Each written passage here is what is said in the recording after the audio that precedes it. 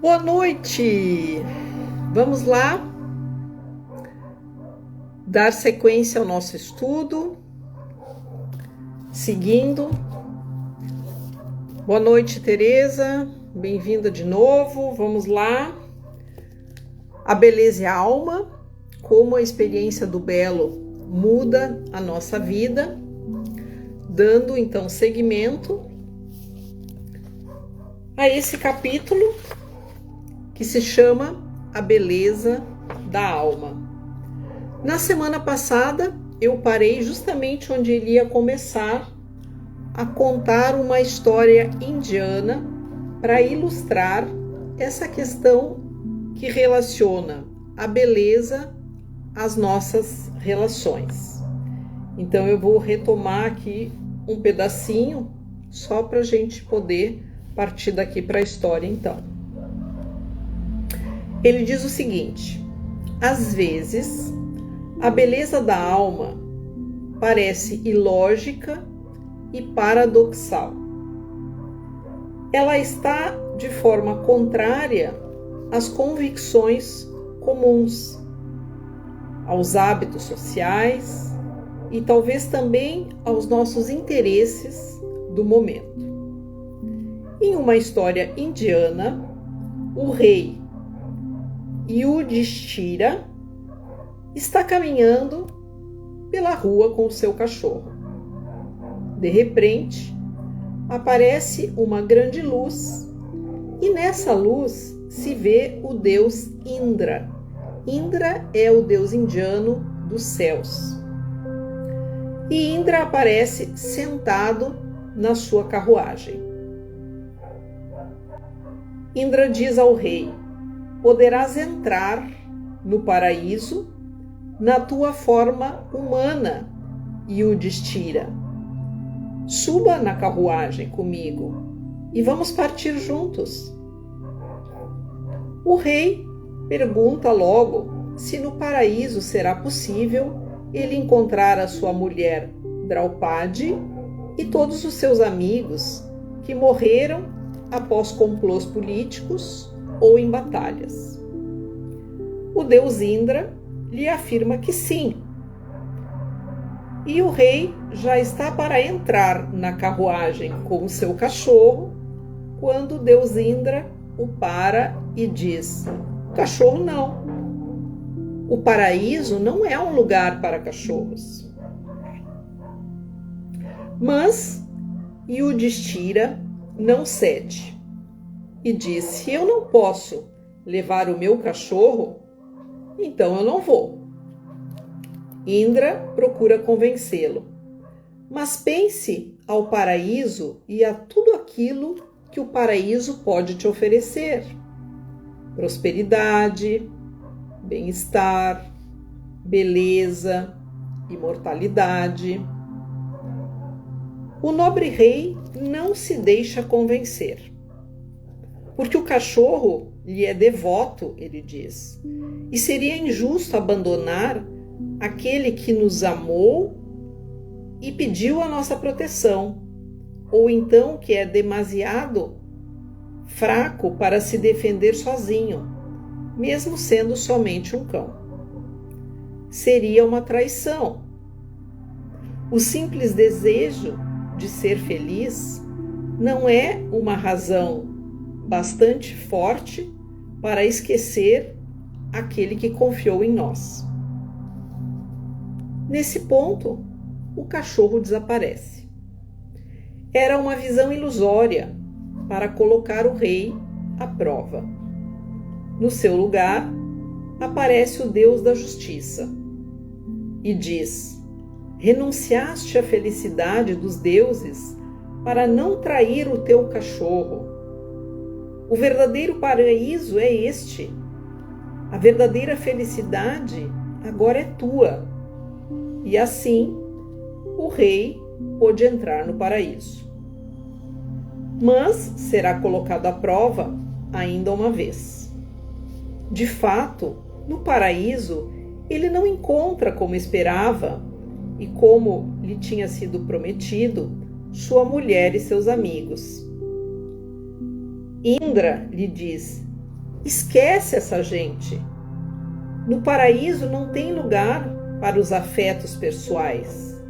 É necessário esquecer o próprio passado. Mas também isso o rei não pode aceitar. Portanto, renuncia à beleza do paraíso, que não seria nada sem as pessoas que ele ama. Ele se prepara para ir encontrar sua mulher e seus amigos. Portanto, ele deve sair do paraíso e descer a lugares tremendos. Eles se encontram em um lugar desolado e escuro, cheio de exalações fedorentas e tóxicas, plantas venenosas, insetos que picam e animais ferozes.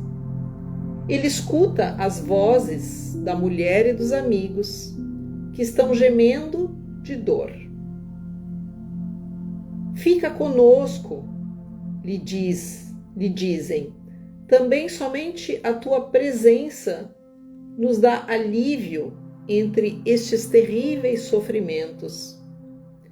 E o rei ainda pode escolher.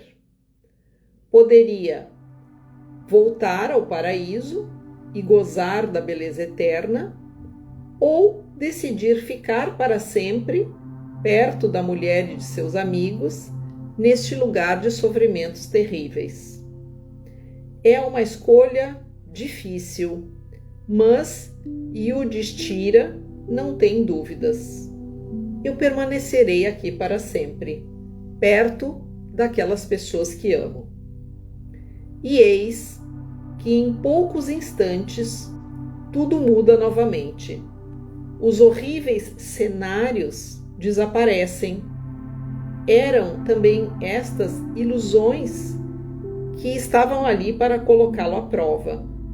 E o Yudhishthira acaba sendo circundado por deuses que, ao final, o acolhem no verdadeiro paraíso, onde ele encontrará a mulher e os amigos, porque a verdadeira beleza não é aquela do gozo egoísta e superficial, mas sim a beleza da justiça, da liberdade de escolher, da coerência com os próprios valores e da fidelidade a quem se ama.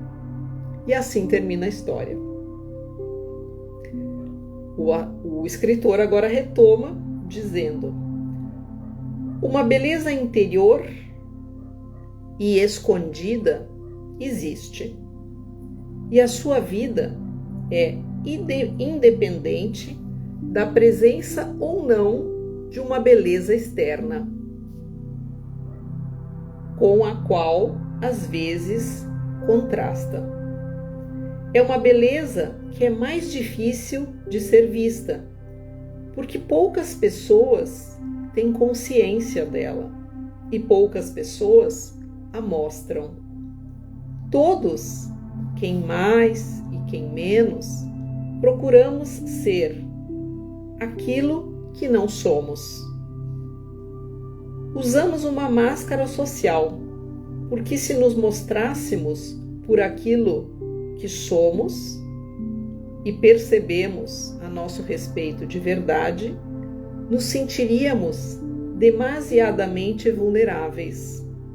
Desde criança, aprendemos que essa é uma coisa que não se faz. A beleza interior tem relação com a inocência, a transparência, e neste sentido é muito mais fácil vê-la justo nas crianças, que ainda não aprenderam a escondê-la.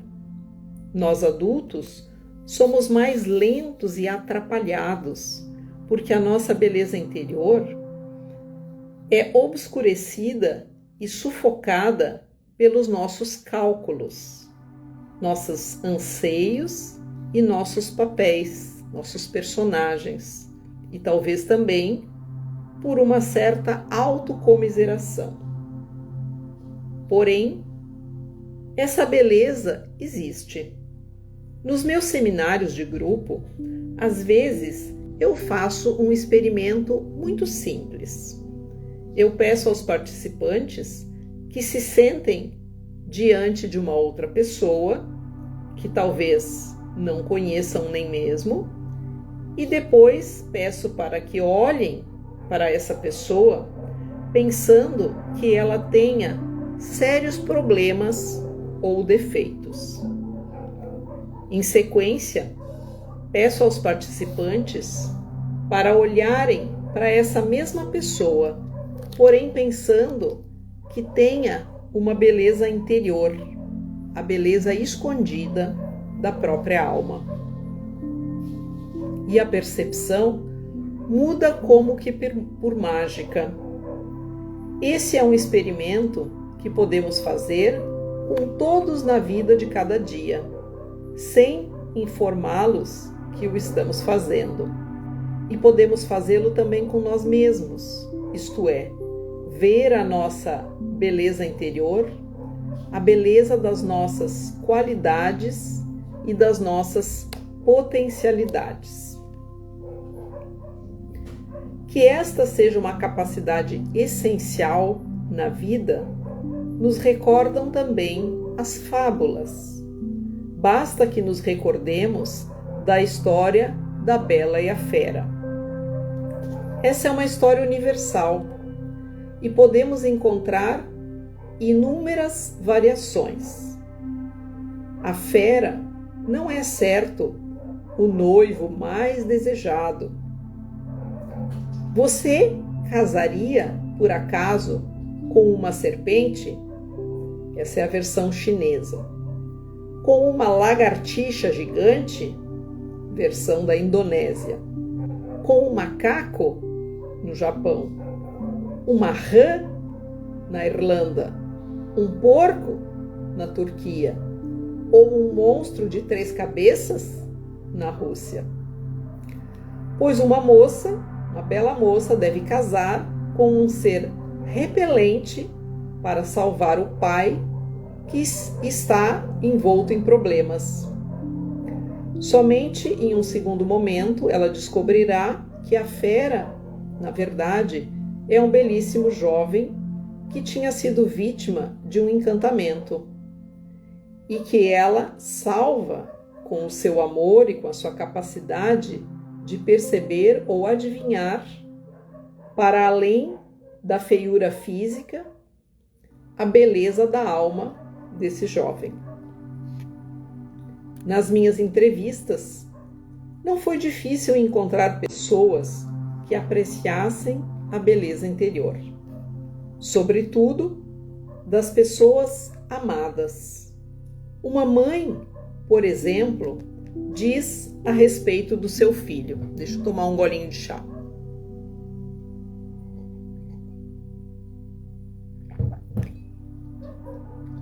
Eu lembro muitos momentos da infância do meu filho, durante os quais eu via sua beleza. Momentos em que ele estava feliz com ele mesmo, por exemplo, na final regional de tênis, quando ele estava com muito medo e mesmo assim conseguiu superar seu medo e vencer o adversário. Ou quando ele está realmente entusiasmado com a própria vida.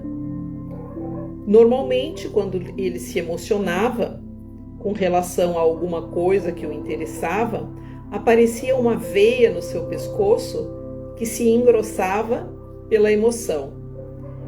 Ele ficava tão entusiasmado e excitado que, para mim, ele parecia belíssimo.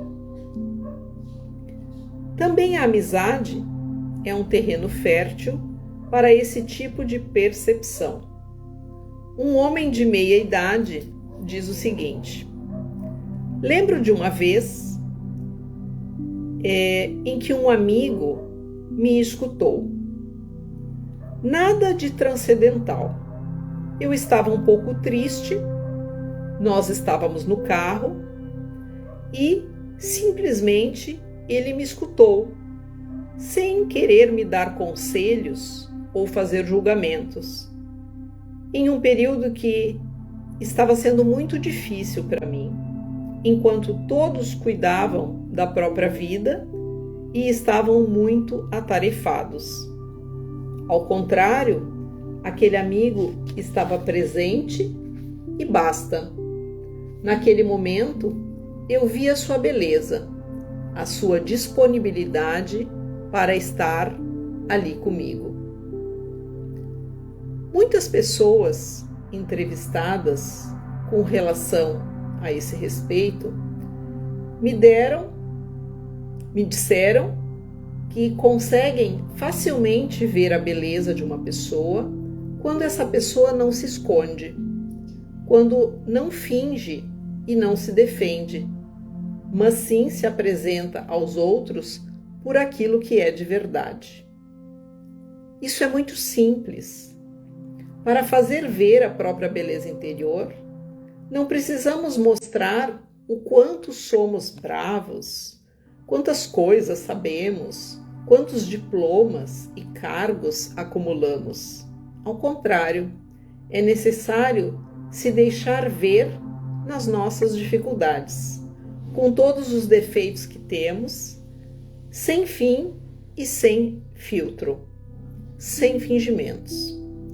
Então, existem mais probabilidades de que a nossa beleza interior seja vista. Uma mulher diz o seguinte: a alma é bela. Todos têm uma alma bela, mesmo aqueles que cometeram crimes. Os seres humanos são belos quando não apresentam resistências, quando se deixam penetrar, um pouco como as crianças. Acontece tudo em poucos instantes, quando é dessa forma. E é justo o contrário do que acontece com a beleza exterior, onde é necessário fazer ginástica, fazer dieta, estar bem vestido, com os cabelos arrumados e por aí vai. A beleza interior já está ali e basta. A única coisa é não escondê-la. Há também quem admire a beleza moral dos personagens literários ou cinematográficos.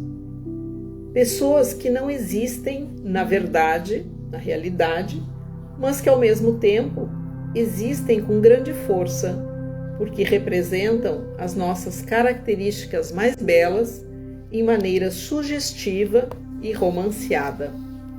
Uma mulher conta: se pode ver a beleza também nos personagens literários e nos protagonistas de histórias. Os seres imaginários são um destilado daqueles reais, uma versão concentrada e essencial das pessoas que encontramos na vida de cada dia, mesmo que sejam marcianos. A literatura está cheia de personagens imaginários que podem nos mudar no momento em que os encontramos. Por exemplo, quando eu era uma teenager, conheci Antígona na tragédia de Jean Anouilh. Me mudou profundamente.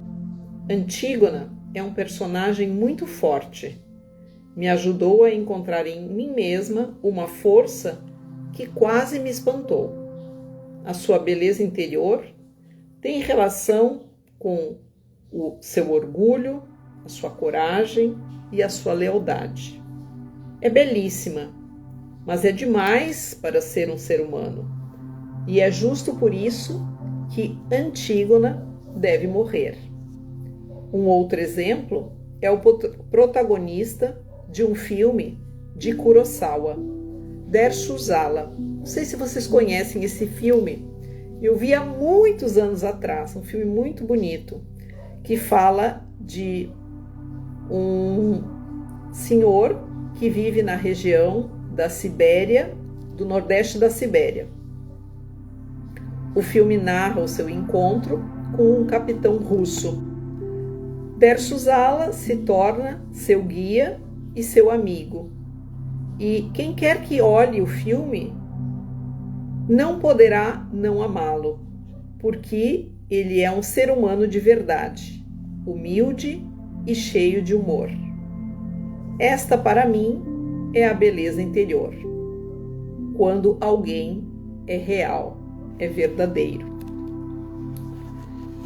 E aí vamos para um subtítulo que diz o seguinte: ver em profundidade. Portanto, ver a beleza interior de uma pessoa é ler a realidade em uma maneira diferente e mais profunda. Nos encontramos diante de um indivíduo. Antes de mais nada, é necessária atenção. Esta é uma condição absolutamente necessária. Para os ávidos, distraídos e apressados, a beleza interior é invisível. Deixamos de lado as nossas perguntas, as nossas fantasias no confronto dessa pessoa, porque exigir impede que vejamos. Nos colocamos em maneira desinteressada diante da pessoa.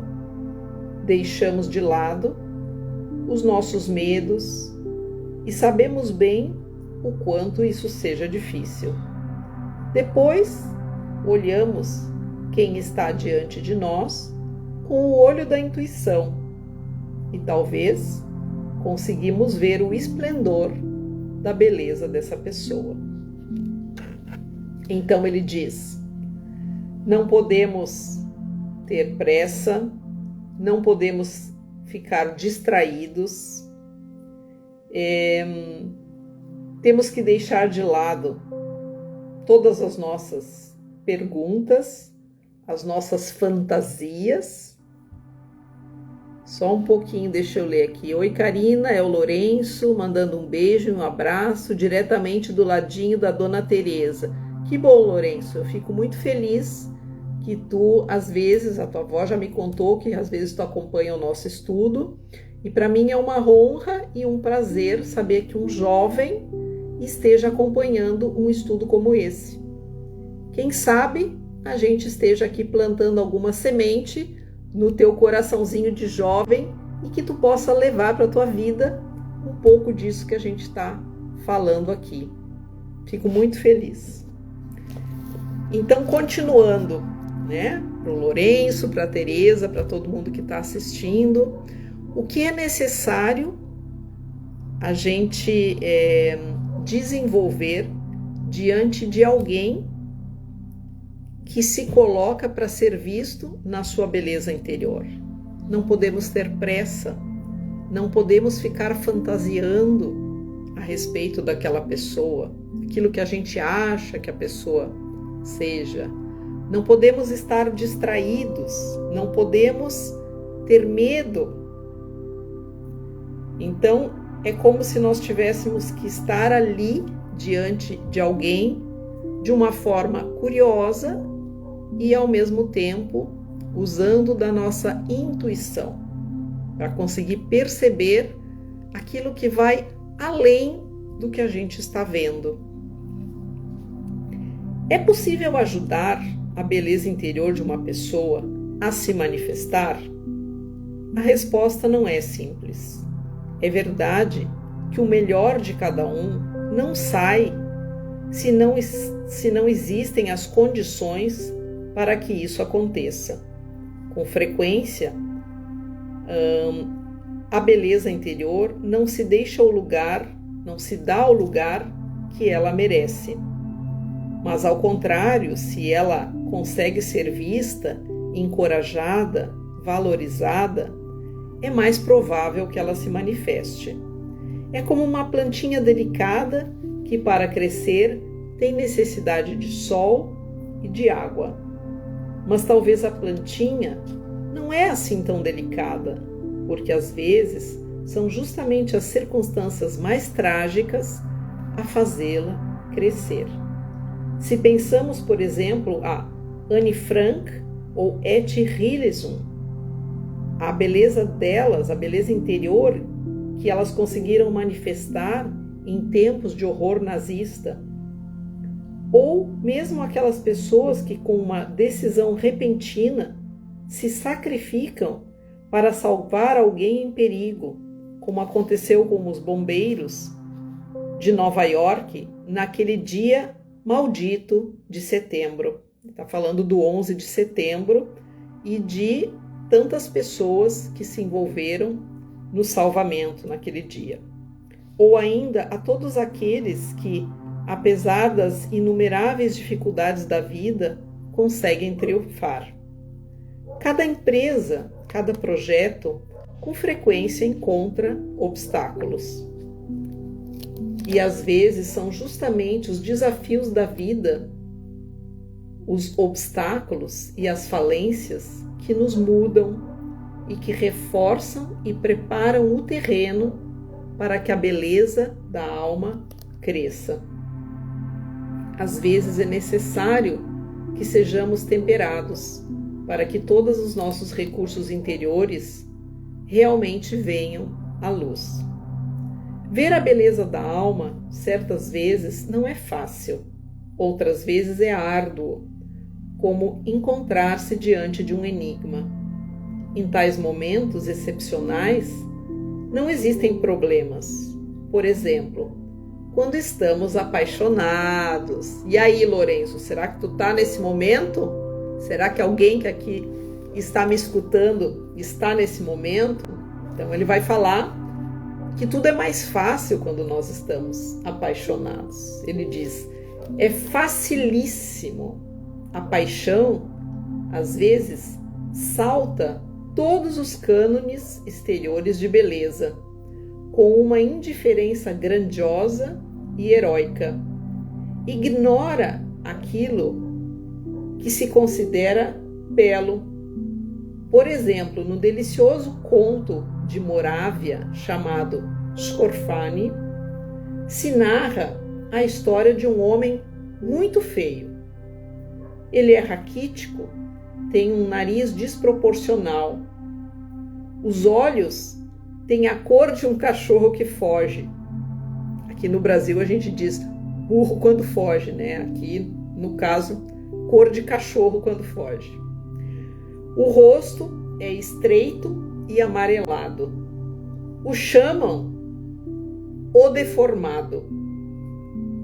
E ele se conformou com o fato de que nunca irá agradar a nenhuma mulher. Porém, um dia, uma mulher que também é feia se apaixona por ele e acha que ele seja bonito. Saem juntos, vão ao circo e ali um valentão começa a rir da cara desse homem chamado o deformado. Ele então se enraivece, mas se percebendo muito fraquinho, deixa para lá porque ele não vai conseguir brigar com o valentão. O valentão pega o homem e o coloca na garupa do elefante do circo, fazendo com que ele faça uma figura ridícula. Mas mesmo assim, a sua namorada continua apaixonada por ele e continua a considerá-lo belíssimo. Apesar de tudo, ela continua amando aquele homem chamado deformado. Compreender que existe uma beleza interior nos ajuda a compreender melhor o mais amplo fenômeno da beleza, ou talvez o torne mais misterioso. Em qualquer caso, nos faz compreender que a beleza não é governada somente por critérios objetivos e mensuráveis, que existe um continente desconhecido ainda a ser explorado, o qual colocará em questão todas as nossas certezas. E que, quantas vezes nos aconteceu, a realidade não é sempre aquela que parece. E a propósito de cânones objetivos, a psicóloga americana Nancy Adcoff fez vários estudos sobre a beleza feminina e escreveu um belo livro sobre esse tema chamado A Sobrevivência dos Mais Bonitos, a Ciência da Beleza. Eu tenho esse livro e ele se chama A Lei do Mais Belo. Se vocês se interessarem, esse livro em português é bem interessante, não é um livro atualíssimo, ele deve ter uns 20 e poucos anos, 25 anos eu acho. Ele é de 1999, mas foi escrito por uma psicóloga e ela traz alguns dados que o Piero Ferrucci considera duros e impiedosos. Para Nancy Adcoff, a beleza tem pouca relação com gostos ou condicionamentos culturais. Depende de precisas proporções geométricas do rosto e do corpo que estão presentes em todas as épocas e em todas as culturas. No final do livro, porém, com grande honestidade intelectual, ela parece se contradizer e colocar por terra tudo aquilo que havia dito, porque ela deixa no talvez. De fato, ela cita o exemplo de uma mulher, George Eliot, grande escritora e poeta inglesa, e, a quanto parece, uma mulher que era muito feia. Quando tinha 50 anos, Henry James se apaixonou dessa mulher, George Eliot. E eu fui procurar na internet e realmente ela era bem feia. Se vocês tiverem curiosidade, tem alguns retratos pintados dela. Um rosto comprido, um queixo pontiagudo, os olhos caídos, ele até vai descrever aqui. É esplendidamente feia e deliciosamente horrível. Tem uma testa curta, olhos acinzentados e apáticos, um vasto nariz que cai, uma boca enorme, cheia de dentes irregulares, um queixo e um maxilar que não terminam mais. Porém, nesta imensa feiura vive uma beleza potente, que em poucos minutos ganha terreno e seduz a alma. Assim que terminamos como terminei eu, que me apaixonei por ela. A paixão é um caso particular, mas aprender a ver a beleza de alguém pode mudar as nossas relações em maneira radical. Não existe ninguém de quem não possamos aprender algo. Cada ser humano tem um seu dom específico e individual para oferecer aos outros, uma beleza que não se encontra em nenhuma outra parte.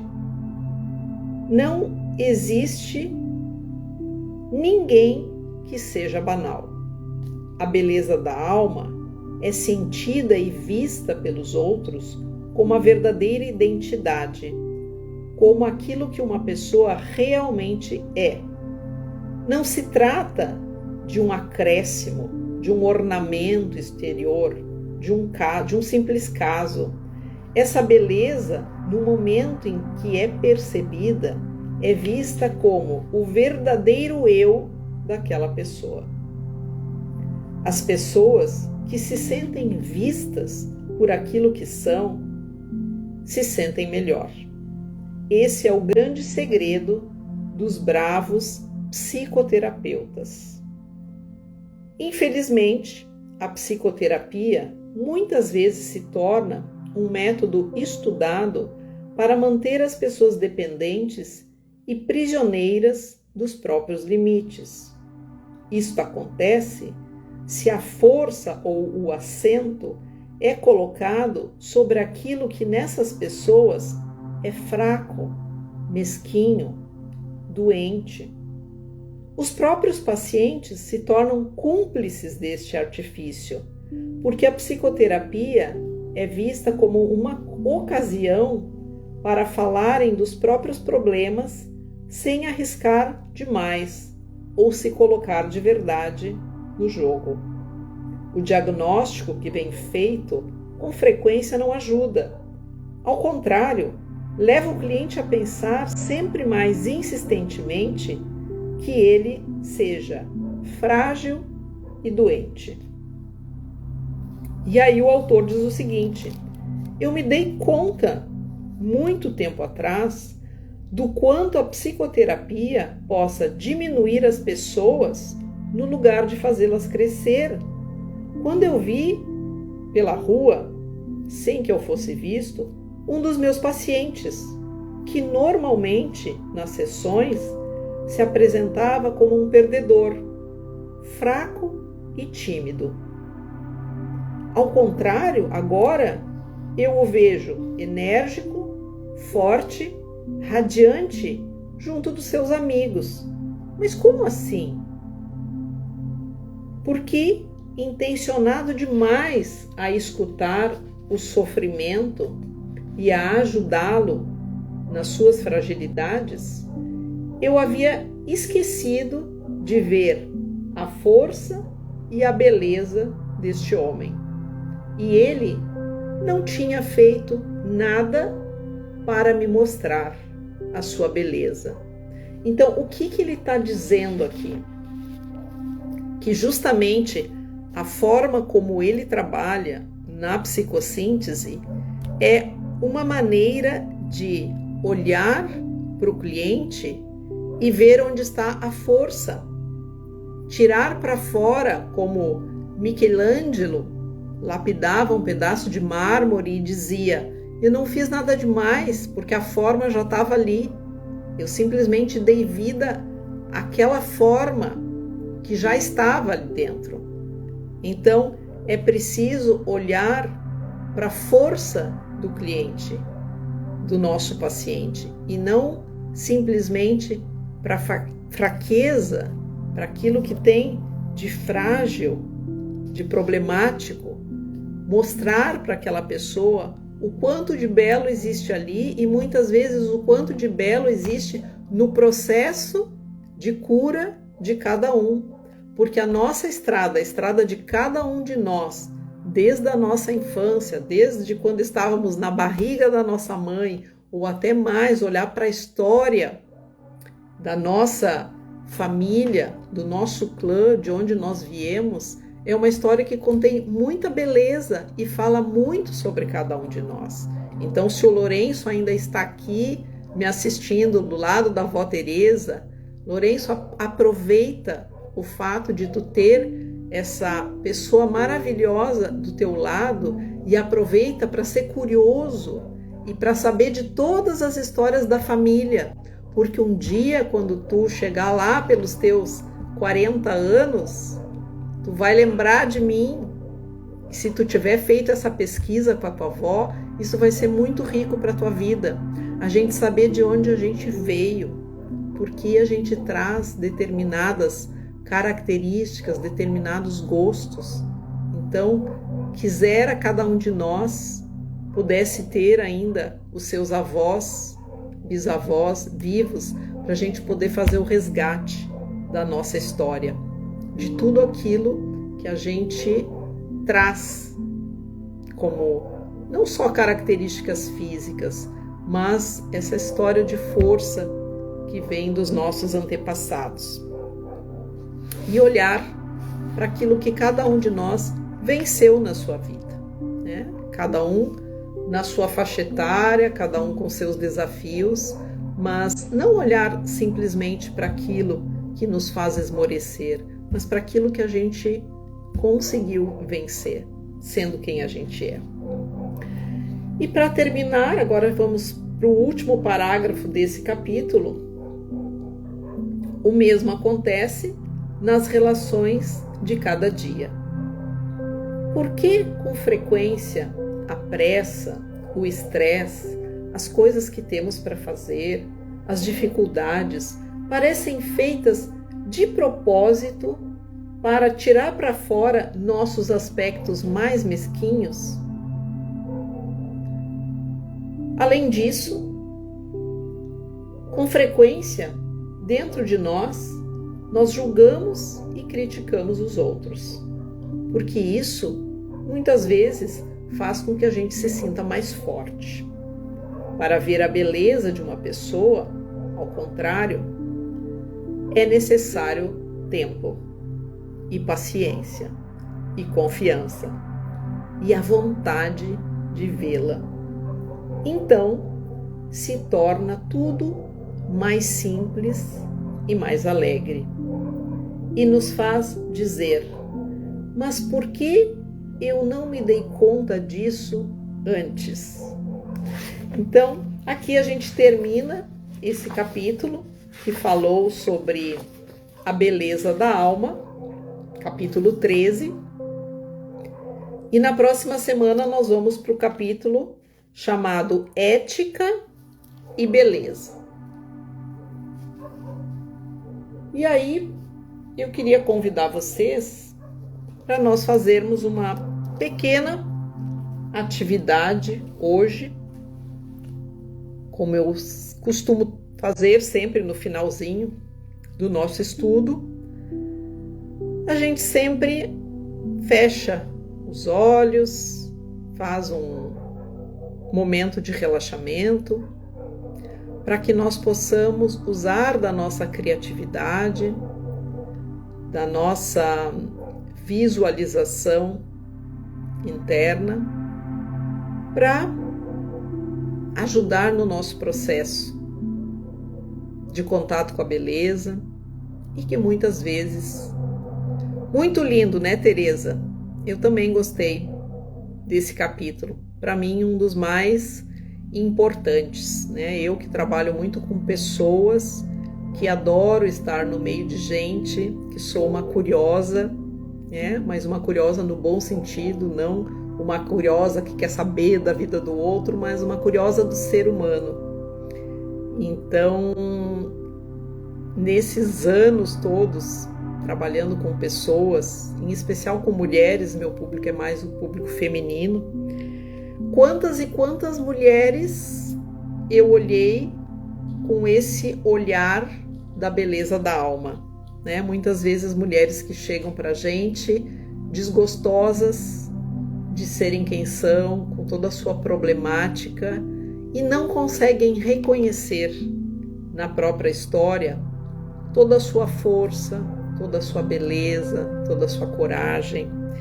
Então é muito bonito poder fazer esse trabalho e poder, muitas vezes, ajudar nesse desabrochar das pessoas, seja elas quem forem, o que estiverem vivendo.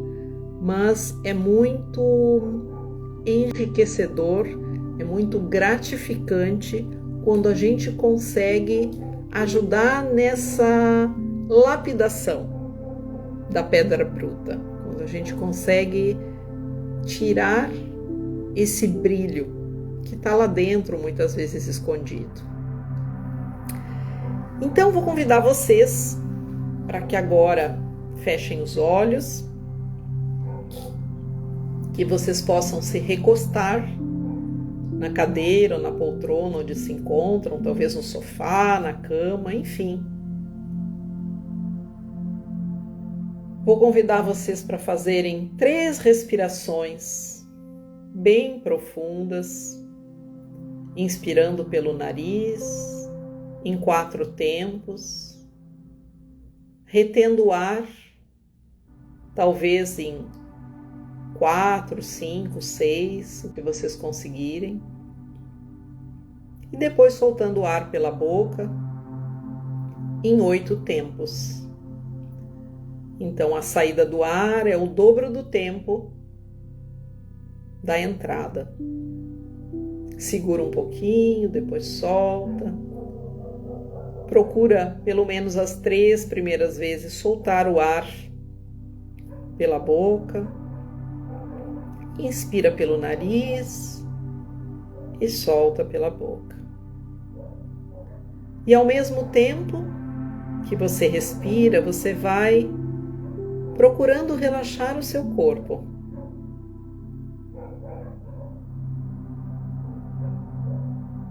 Vai voltando o seu olhar para o mundo interno, soltando completamente a sua cabeça, soltando pensamentos. Vai soltando as suas linhas de expressão facial, relaxando as pálpebras, soltando toda essa musculatura ao redor das pálpebras. Vai soltando o maxilar, soltando a boca, descendo esse relaxamento pelo pescoço, ombros, braços, mãos.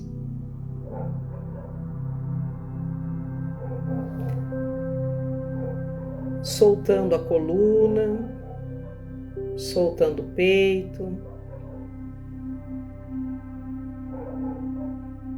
soltando quadris, pernas, joelhos, pés.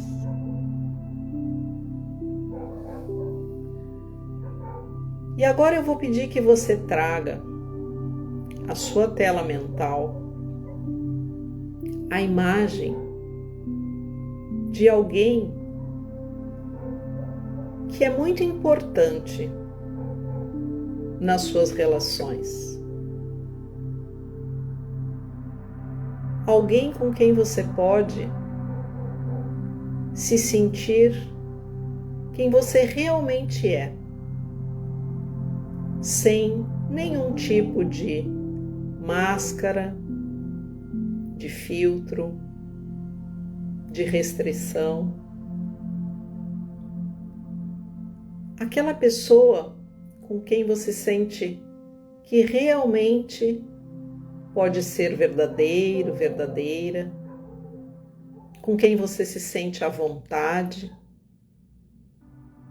com quem você gosta de dar boas risadas, mas também com quem você sabe que pode chorar e ser acolhido, acolhida.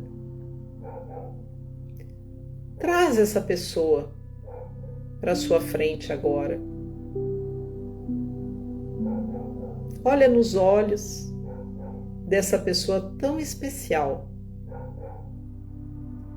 e perceba quem é essa pessoa.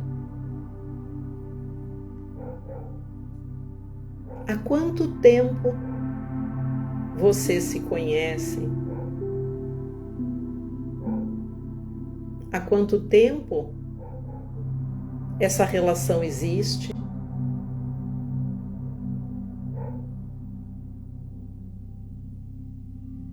Onde foi que vocês se conheceram? Em que circunstâncias?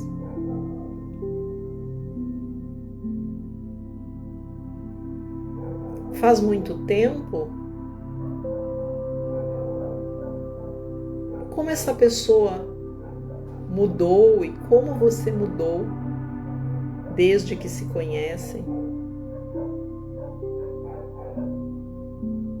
Quantas coisas vocês já vivenciaram juntos? Deixa passar aí na sua tela mental, como se fosse um filme,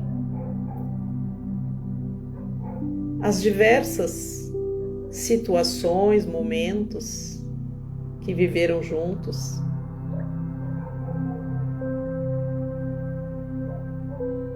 Como foi que essa amizade se aprofundou?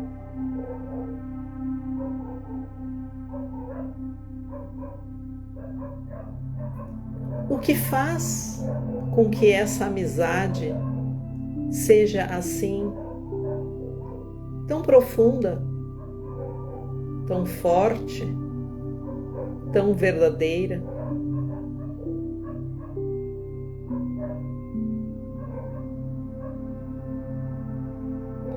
O que você gostaria de ter dito a essa pessoa que você ainda não disse?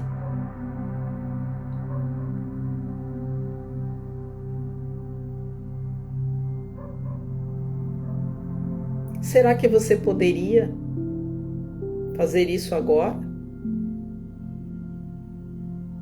Olhando nos olhos dessa pessoa tão especial. Agora você abre o seu coração. Você imagina que do seu coração, esse músculo que pulsa, exala uma luz cor-de-rosa, vibrante, muito intensa. E essa luz cria uma ponte entre o seu coração e o coração dessa pessoa.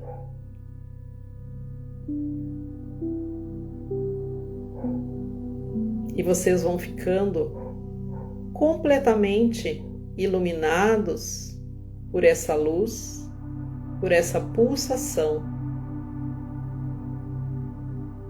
E agora, assim, unidos por essa ponte de coração a coração, você diz para essa pessoa o quanto ela é importante na sua vida.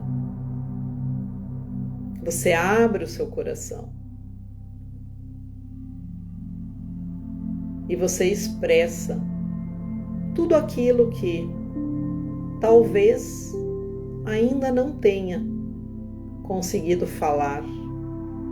O quanto essa pessoa é importante, o quanto ela colaborou com seu crescimento, com a sua jornada de vida, o quanto você é melhor pelo simples fato dessa pessoa fazer parte da sua vida, o quanto essa pessoa colabora com o fato de você se sentir um ser humano melhor. Diga tudo aquilo que você tem vontade que sair do seu coração agora de forma espontânea. Abra o seu coração e se permita expressar tudo aquilo que está aí dentro.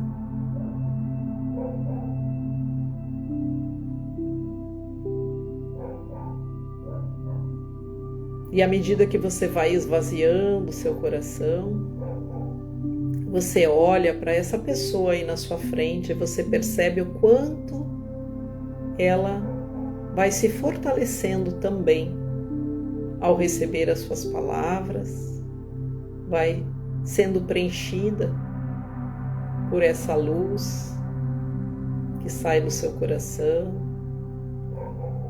Veja, perceba essa troca de amor entre vocês, perceba o rosto dessa pessoa como está agora.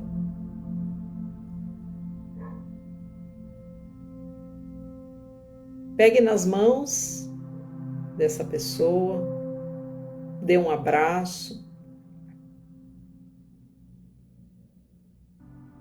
sinta o calor do corpo dela, sintam esse acolhimento.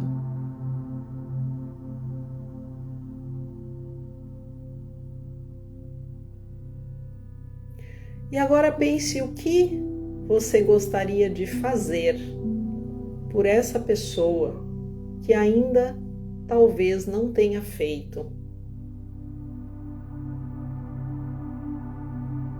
Registre isso.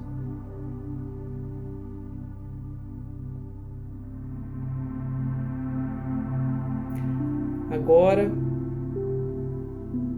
devagarzinho você vai se soltando desse abraço e vai se despedindo desse alguém tão especial, tão importante na sua vida, esse alguém que talvez conheça você como você realmente é. E é uma dádiva a gente poder ser quem é, verdadeiro, espontâneo, sem nenhum filtro, sem nenhuma máscara. Agradeça a essa pessoa por ela fazer parte da sua vida, fazer com que você se perceba alguém melhor. E devagarzinho, no seu tempo, você vai soltando essa imagem e fica somente com a memória desse momento e daquilo que você pensou que talvez ainda não tenha feito para essa pessoa. Algo que você gostaria de fazer que ainda não fez. E você vem voltando para cá, vem movimentando devagar seu corpo, as extremidades, pés e mãos, devagarinho abrindo seus olhos.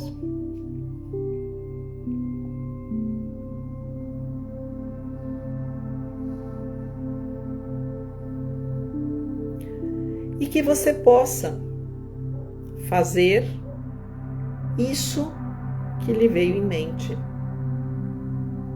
Quem sabe ligar para essa pessoa, hoje ainda, para dizer o quanto ela é especial.